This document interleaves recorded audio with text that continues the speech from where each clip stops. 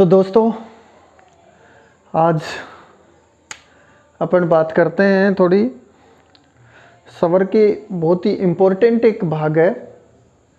विस्तृत जानकारी फिर कभी करेंगे। एक छोटा सा भाग लेकर के आया हूँ मैं आज, और उसमें दो ही कड़ियाँ आपको बता रहा हूँ। स्वर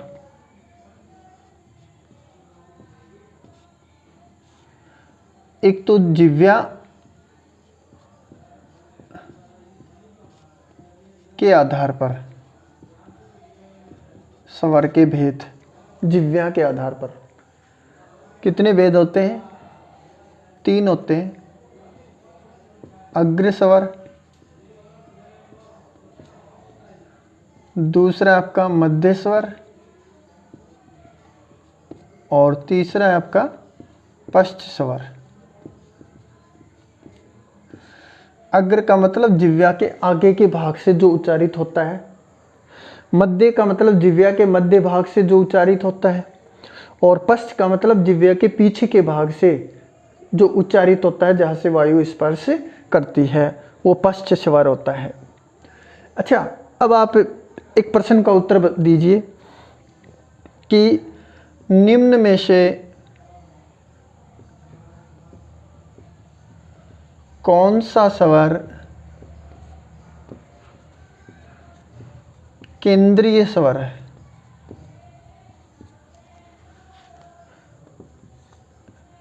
ए, आ, 3 नंबर पे आपका है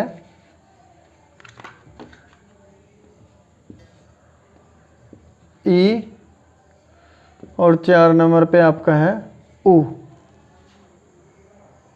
ये ऑप्शन आपके सामने, निम्न में से कौन सा स्वर केंद्रीय स्वर है? ये प्रश्न है, कमेंट करके बताना। अब देखिए आगे, अग्र स्वर जिह्वा के आगे के भाग से, तो आगे कौन कौन बैठता है या कौन बोला जाता है? जो स्त्री है। स्त्री नारी हमेशा आगे रहती है, तो जो स्त्रीलिंग स्वर हैं वो अग्र स्वर कहलाते हैं, आगे रहते हैं, वो आगे से उच्चारित होते हैं। ई और बड़ी ई,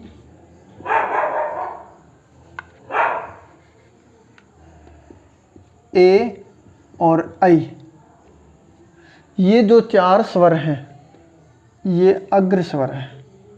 मध्य स्वर एक ही है, ए, और पश्च स्वर जो बच गए हैं, आ, आई, आई तो आ गया, सॉरी, उ, और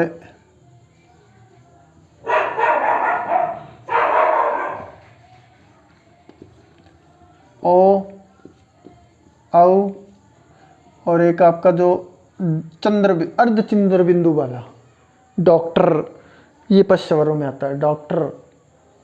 ठीक है, जो डॉक्टर में लगता है, ऐसे लगता है ना, ये अर्धचंद्र बिंदु, या अंग्रेजी से आगत ध्वनि है, आगत स्वर है ये इसमें आ गया आपका। ठीक है।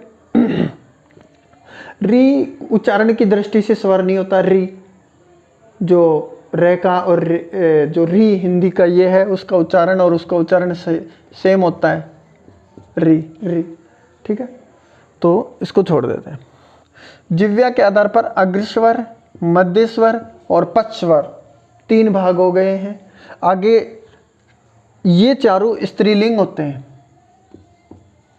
स्त्रीलिंग स्वर होते हैं ये चारों, और ये एक मध्य स्वर है, बाकी ये सभी क्या है? पश्च स्वर है। तो इनको लिख लीजिए आप, या स्क्रीनशॉट ले लेना इसका। और अब देखिए, आपको अपन जो बात कर रहे हैं उस पर चलते हैं।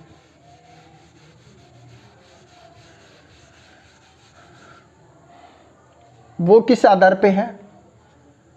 मुंह है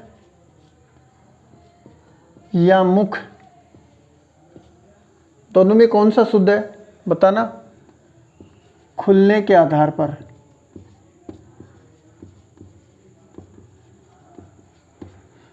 एक बात तो ये, दूसरी जिह्वा के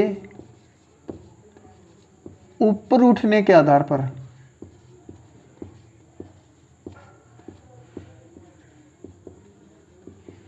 जिह्वा कितनी ऊपर उठती है, इस आधार पर स्वरों के 4 भेद किए जाते हैं। 1,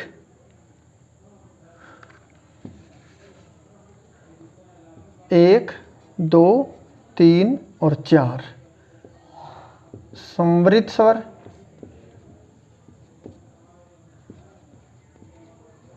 अर्ध संवृत, विवृत स्वर और अर्धविवृत स्वर।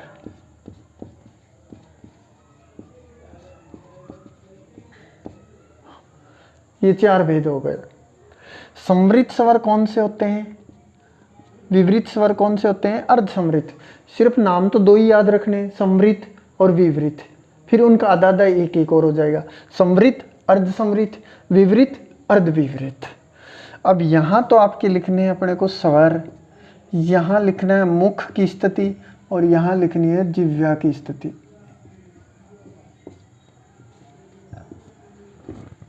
अब संवृत स्वर कौन से होते हैं, तो आधे तो स्त्रीलिंग ले लो और आधे पुल्लिंग ले लो। मैंने इसलिए बताया था वो आपको पहले वाला। तो आपको पता होगा कि स्त्रीलिंग स्वर कौन से होते हैं, आधे में ई, ई। पुल्लिंग स्वर कौन से होते हैं, ऊ और उ।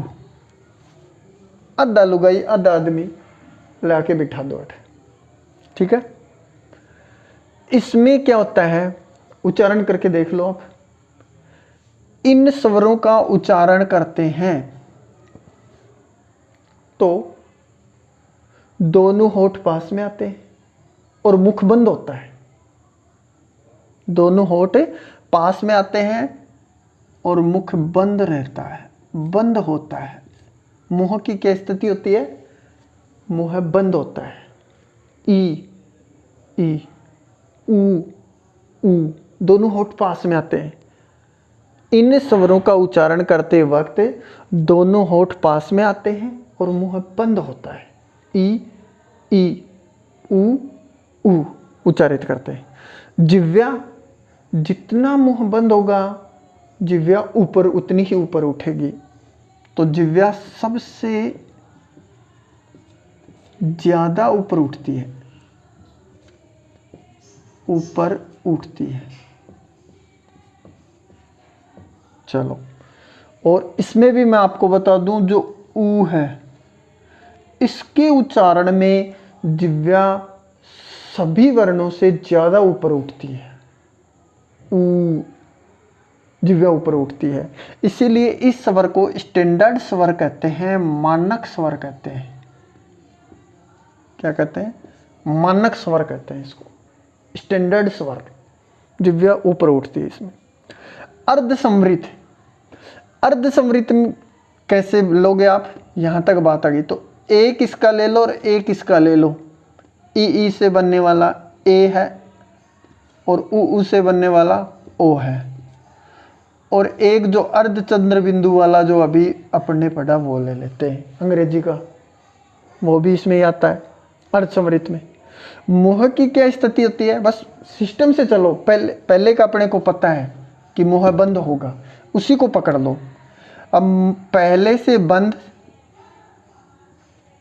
पहले बंद से बंद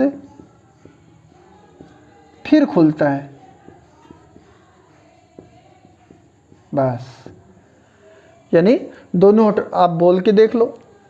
ए तो पहले से होठ बंद रहेंगे अपने आप ही, ए पे बोलोगे तब अपने आप होठ बंद हो जाएंगे, फिर खुलेगा।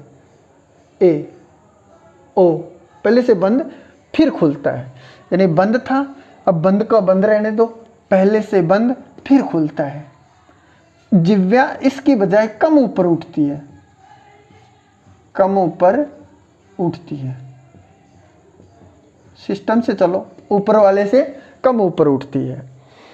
पहले से बंद फिर खुलता है, ऊपर वाले से कम ऊपर उठती है जिह्वा। इन चारों की अपेक्षा इन दोनों में जिह्वा कम ऊपर उठेगी, पहले से बंद फिर खुलेगा। अब विवृत स्वर, विवृत स्वर एक ही होता है, आ। विवृत आ में क्या होता है, अब यहाँ पे आ जाओ वापस, यहाँ थे पहले, यहाँ आ गए, अब यहाँ से खुला मुंह खुलता है, यानी मुंह खुल जाता है, तो खुला ही रहने दो, उसको बंद मत होने दो। मुंह है खुला रहता है, ये लो जी, आ बोल के देख लो, आ मुंह खुला रहता है। जिह्वा बिल्कुल भी ऊपर नहीं उठती है, बिल्कुल भी ऊपर नहीं उठती है।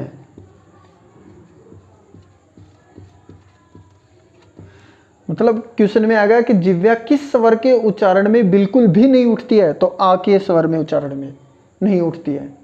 ठीक है, ये विवृत स्वर है आ।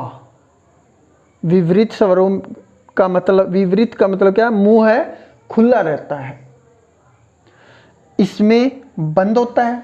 इनका उच्चारण करते वक्त दोनों होठ पास में आते हैं, मुंह बंद होता है, फिर बंद है उसको पहले से बंद है, फिर खुला रहता है, और फिर मुंह खुला का खुला ही रहता है।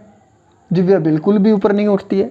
अर्ध विवृत स्वर में अब जो बच गए हैं वो ले लो, आपका ए बच गया, ई आ गया, ऊ आ गया, ए आ गया तो आई, ओ आ गया तो औ, ये बच गए। इनमें क्या होता है, आधा खुला रहता है, आधा खुला रहता है। आधा खुला मतलब कैसे, यूं है, जैसे पहले से ये खुला है फिर बंद होता है। अब ये किसका उल्टा होता है, इस अर्ध संवृत का उल्टा कर लो। पहले से बंद फिर खुलता है, और इसमें कर लेंगे कि पहले से खुला फिर बंद होता है, फिर बंद होता है। बंद कम होता है, लेकिन ये इसका उल्टा करने के लिए अपने इसको याद रख सकते हैं, लेकिन सही तो इसका यही होता है कि आधा खुला रहता है, मुख आधा खुला रहता है। ऐ औ उच्चारित करके देख लो।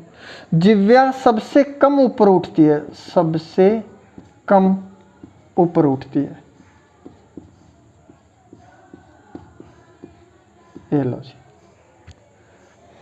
समृद्ध स्वर 4 होते,